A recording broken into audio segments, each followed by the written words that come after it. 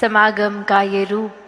और सुबह भी सेवादल की वर्दी पहने ये सजे हुए सेवादार, और वो संदेश भी उस समय भी, चाहे एक्ट्स रूप में या वो तन के प्रति चेतन करते हुए कि तन मन धन निराकार की ही देन है और तन को भी स्वस्थ रखना है, तो वो चाहे जो भी माध्यम रहा, जो मैसेज दिया वो यही कि कैसे जहाँ समर्पित भाव होता है वहाँ फिर चतुर चालाकियाँ नहीं होती। जब सेवा में भी ऐसा कोई भाव डाल देते हैं कि कुछ हासिल करने के लिए सेवा करनी है, तो वो एक साफ रूप सेवा का है ही नहीं।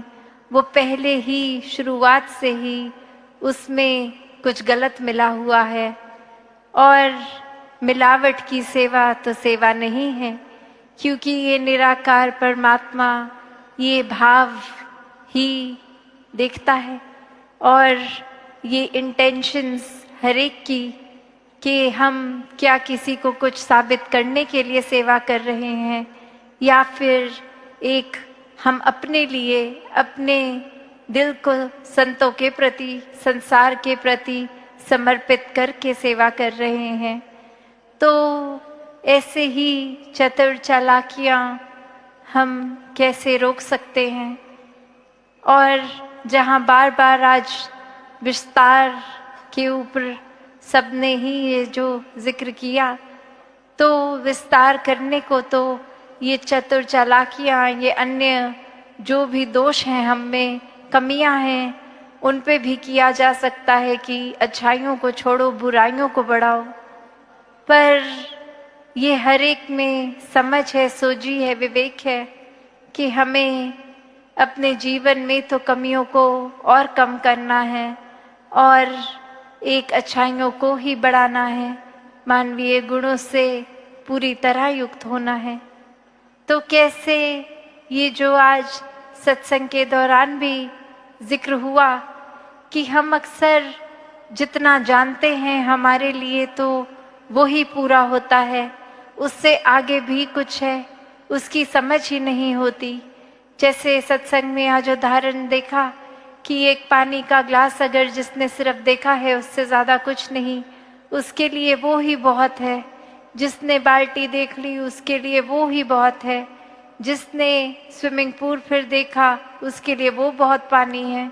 जिसने एक तालाब देख लिया उसके लिए वो बहुत पानी है।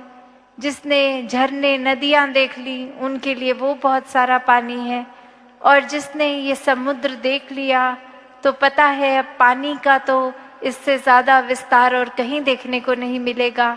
इससे ज़्यादा समुद्र से ऊपर पानी तो कहीं और नहीं समा सकता। तो बात वही कि हम इसमें कहीं ऐसे कुएं के मेंढक ना बन जाएं जो अपना दायरा इतना छोटा करके उसी को सच्चाई मान लें कि एक कुएं जितना ही जीवन उसी में जिया और ख़त्म भी वहीं, और यही सोचा कि जितना ये पानी मुझे दिख रहा है मेरी एक छलांग में उतना ही ये बहुत है।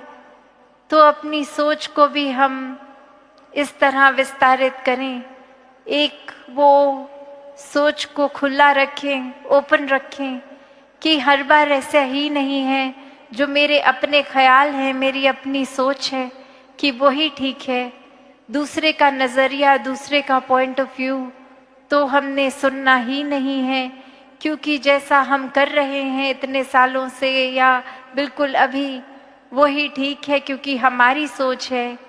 यहाँ अहंकार आ गया, यहाँ कंडीशनिंग आ गई इतने सालों की।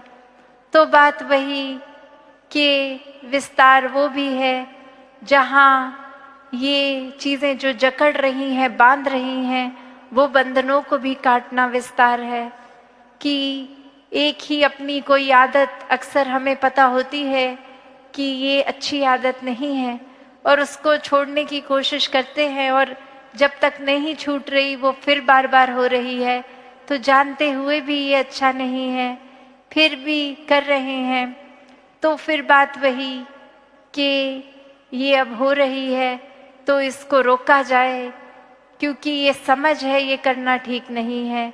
वो जानते हुए भी अगर हो रही है तो फिर हम किस तरह कहाँ खड़े हैं ये हमें पता है।